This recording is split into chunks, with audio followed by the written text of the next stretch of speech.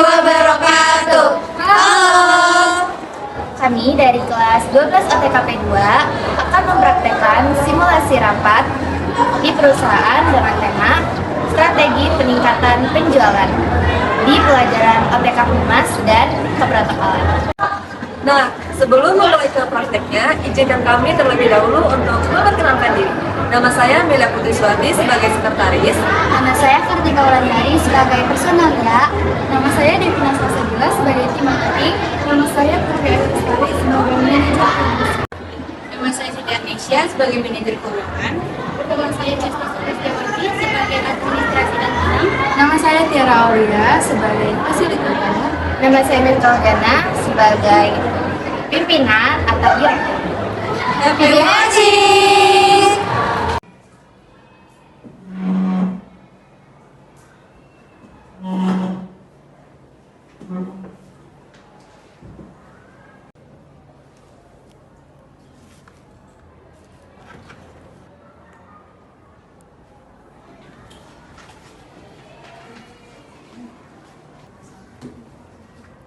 Untuk tanda tangannya sebelah sini ya.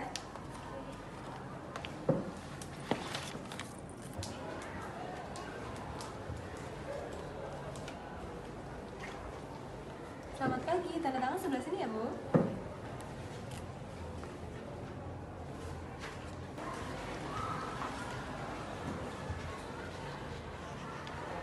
Selamat pagi, Bu.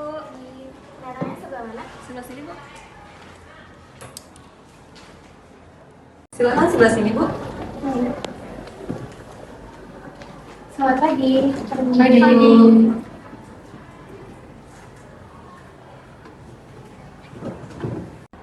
Assalamualaikum warahmatullahi wabarakatuh. Waalaikumsalam warahmatullahi wabarakatuh. Selamat pagi dan salam sejahtera untuk kita semua. Pertama-tama marilah kita panjatkan puji syukur kehadirat Allah Subhanahu wa taala. Karenanya kita semua dapat berkumpul dalam acara rapat pagi hari ini. Yang pertama-tama yang saya hormati Ibu Miftahul Jannah MM selaku pimpinan kita, dan saya hormati juga kepada para ibu kepala divisi yang telah hadir dalam rapat hari ini. Saya Melia Putri Suwardi selaku sekretaris yang akan membacakan agenda rapat kita hari ini. Yang pertama yakni pembukaan, kemudian pengarahan dari ibu pimpinan kita yaitu Ibu Miftahul Jannah MM, dan dilanjutkan dengan laporan di tiap divisi manajer, dilanjutkan juga dengan pembahasan inti rapat kita hari ini serta tanya jawab, dan yang terakhir penutup. Langsung saja kepada Ibu Miftahul Jannah kami persilakan untuk memberi pengarahan. Baik, terima kasih atas kesempatan yang telah diberikan. Selamat pagi, saudara sekalian. Pagi. Seperti yang sudah diketahui, bahwasanya omset perusahaan kita pada 1 tahun terakhir ini mengalami penurunan yang cukup signifikan. Maka dari itu, kita akan membahasnya pada rapat pagi hari ini. Kita akan membahas tentang apa saja faktor penyebab omset kita mengalami penurunan, dan kita juga akan membahas bagaimana strategi untuk kembali meningkatkan penjualan produk kita. Sebelumnya, saya mengizinkan kalian untuk mencicipi dulu hidangan yang telah disediakan.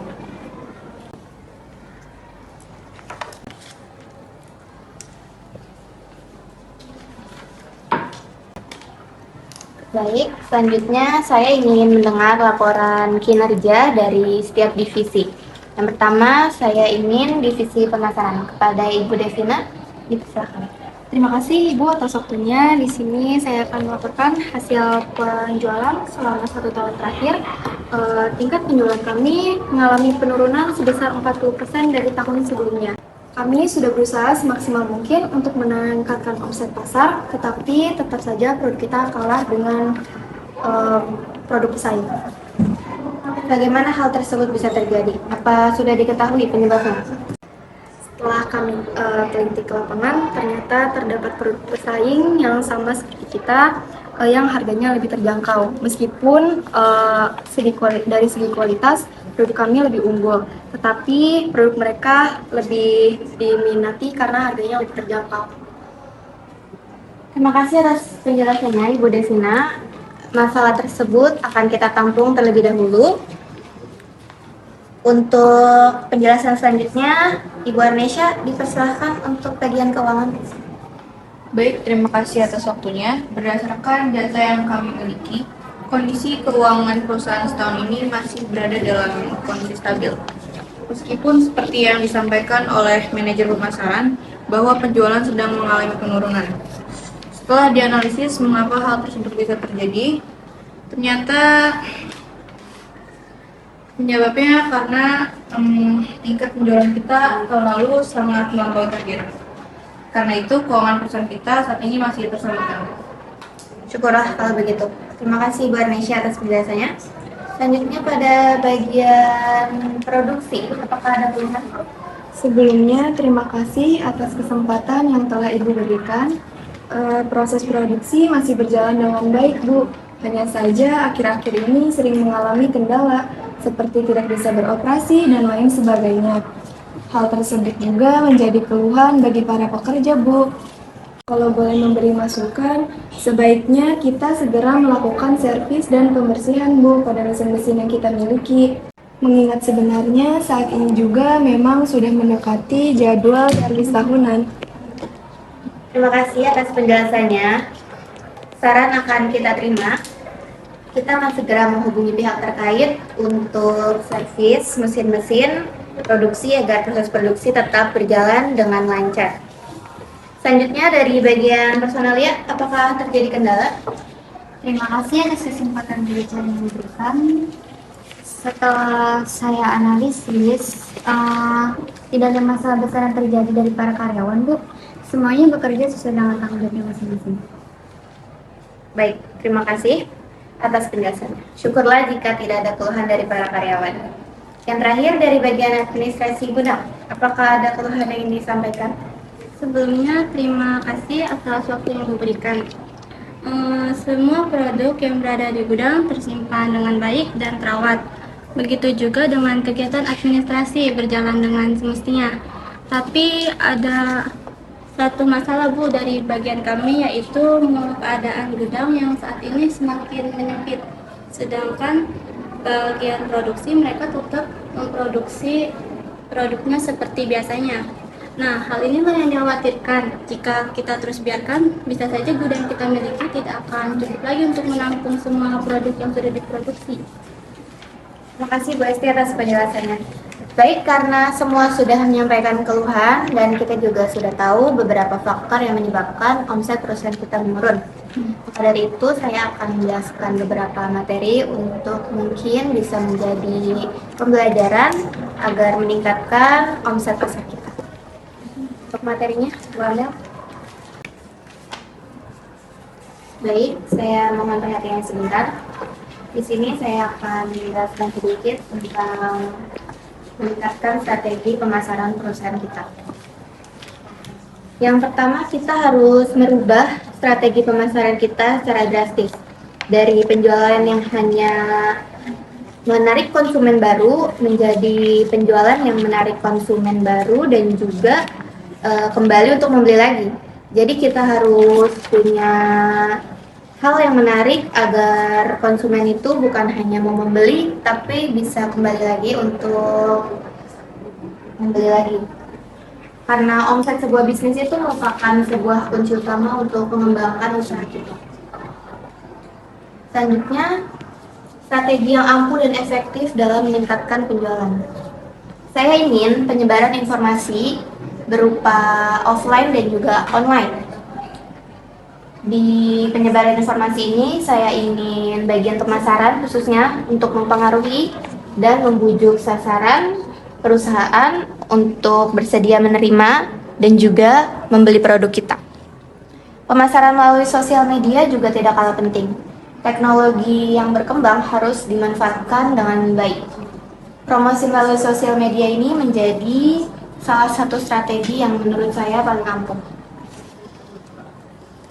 Untuk strategi yang mungkin akan kita terapkan ke depannya, yang pertama, kita harus menentukan target konsumen.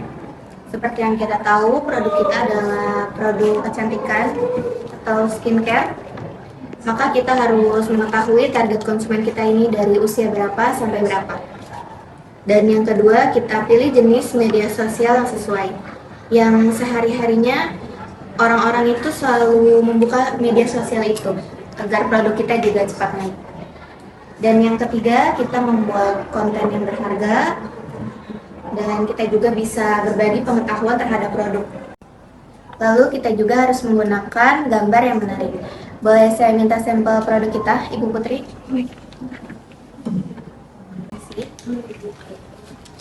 Untuk membuat gambar yang menarik, kita juga harus menggunakan profil yang unik dan khas. Dari packaging produk kita ini, sebenarnya ini sudah bagus ya. Tapi saya ingin meminta sedikit perubahan mungkin dari agen produksi untuk mengubah packaging di sekitar sini untuk tidak terlalu mencolok warnanya ya, agar kita juga bisa berubah target pasar kita menjadi untuk laki-laki juga bisa, untuk perempuan juga bisa, seperti itu. Dan saya ingin di beberapa cabang untuk memasang plang atau spanduk nama toko yang terlihat dari jalan. Jadi orang-orang bisa mengetahui di mana cabang kita, toko kita ya. Dan saya juga ingin untuk Ibu Devina agar membagikan brosur dan mengiklankan produk kita dengan baik. Dan untuk kedepannya saya mau kita memperbanyak memberikan sampel gratis, tujuannya agar orang-orang bisa merasakan tekstur dari produk kita, rasakan tekstur aslinya.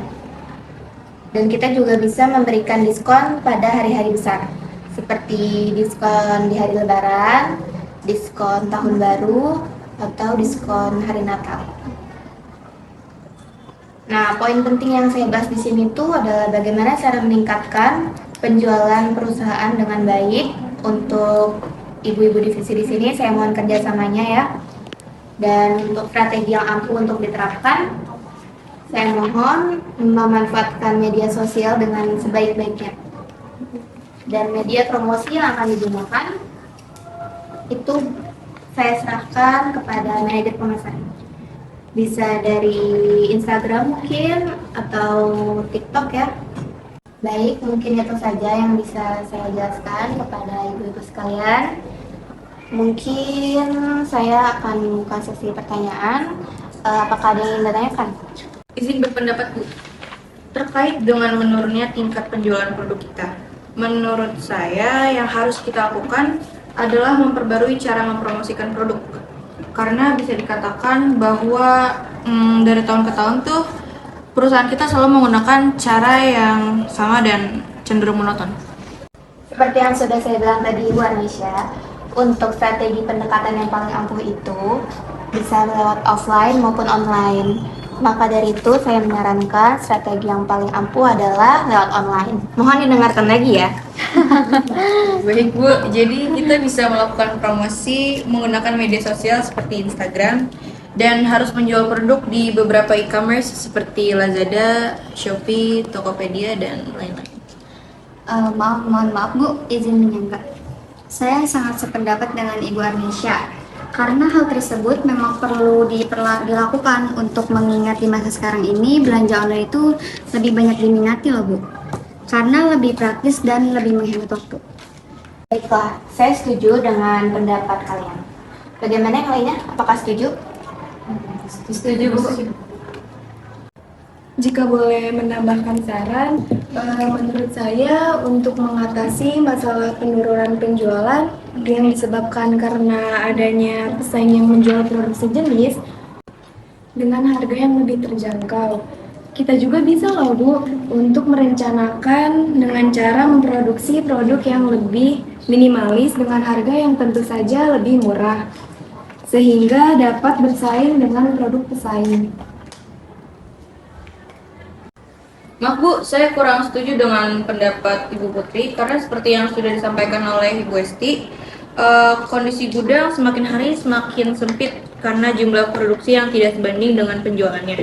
Untuk itu sebaiknya kita mengurangi jumlah produksi untuk sementara waktu dan memfokuskan pada penjualan produk yang sudah ada. Lalu bagaimana cara agar dapat bersaing? kita dapat memberikan potongan harga 10-25%, terutama bagi para distributor, konsumen tetap, dan pembeli yang membeli dalam jumlah banyak. Baiklah, kita akan menggunakan saran dari Bu Anesha. Proses produksi akan dikurangi dan dihentikan sementara pada produk yang masih tersedia dalam jumlah banyak. Kita juga akan lebih memfokuskan pada penjualan produk yang sudah tersedia dan memberikan diskon 10 sampai dengan 25%. Keputusan ini dipilih selain sebagai peningkatan penjualan, juga untuk mengatasi permasalahan yang sedang terjadi di bagian gudang. Bukankah begitu, Bu Hesti? Nah, boleh tuh Bu, saya rasa itu juga saran yang terbaik yang bisa kita lakukan saat ini. Baiklah, selanjutnya Bu Devina, apakah semua saran yang diberikan sudah cukup? Atau ada lagi yang ingin disampaikan? Terima kasih Bu. Sebelumnya saya rasa saran-saran yang telah disampaikan sangat membantu. Kami juga akan segera membentuk tim untuk melakukan hal-hal yang berkaitan dengan promosi di sosial media nanti, dan hal-hal yang berkaitan dengan penjualan secara online. Dan kami akan membuat konten-konten promosi yang kita berikan. Adapun yang saya ingin tambahkan yaitu kami akan memperluas jangkauan promosi produk dan dengan mengajukan proposal sebagai kerjasama kepada supplier pada perusahaan yang belum bisa memakai produk kita. Dan dalam proposal tersebut kita juga akan memfokuskan pada potongan harga yang telah kita bicarakan tadi. Serta menurut saya dengan hal tersebut kualitas produk serta kredibilitas yang perusahaan kita miliki rasanya akan mudah untuk menjalin kerjasama kepada perusahaan lain. Baik, saran disetujui. Segera lakukan tindakan-tindakan terkait agar tujuan lebih cepat tercapai. Baik, Bu. Adapun untuk masalah dana yang dibutuhkan bisa dibicarakan dengan Ibu Anesha setelah ini ya. Baik, Bu. Yang terakhir untuk Ibu Kartika, apakah ada lagi yang ingin Ibu sampaikan? Bagaimana untuk lebih meningkatkan semangat kerja para karyawan kita rencanakan liburan akhir tahun saja jika target perusahaan sudah tercapai. Saran yang menarik, hal tersebut akan saya pertimbangkan ya. Dan akan dibahas lebih lanjut nanti pada saat target sudah tercapai. Kalau untuk sekarang, saya ingin ibu-ibu di sini lebih fokus untuk mengejar target produksi kita. Baiklah, terima kasih atas semua pendapat yang diberikan. Saya cukupkan rapat pada pagi hari ini. Semoga strategi yang kita susun dapat berjalan dengan sesuai dan harapan kita untuk perusahaan agar lebih maju ke depannya. Selanjutnya saya serahkan kepada sekretaris. Baiklah, alhamdulillah rapat hari ini berlangsung dengan lancar. Sebelum mengakhiri rapat, saya akan membacakan hasil rapat pada hari ini. Di antaranya, yang pertama akan segera dilakukan servis dan pembersihan pada mesin-mesin produksi. Kemudian yang kedua, melakukan produksi di media sosial. Yang ketiga, menjual produk melalui e-commerce seperti Shopee, Lazada, Tokopedia, dan sebagainya. Yang keempat, mengurangi proses produksi dan menghentikan sementara produksi pada produk yang masih tersedia dalam jumlah banyak. Dan yang terakhir, fokuskan pada penjualan produk yang sudah tersedia dan memberikan potongan harga sebesar 10-25%. Baiklah, saya tutup untuk acara rapat hari ini. Terima kasih untuk Ibu Divisi sekalian yang telah meluangkan waktu untuk hadir dalam acara rapat hari ini. Saya akhiri. Wassalamualaikum warahmatullahi wabarakatuh. Waalaikumsalam warahmatullahi wabarakatuh.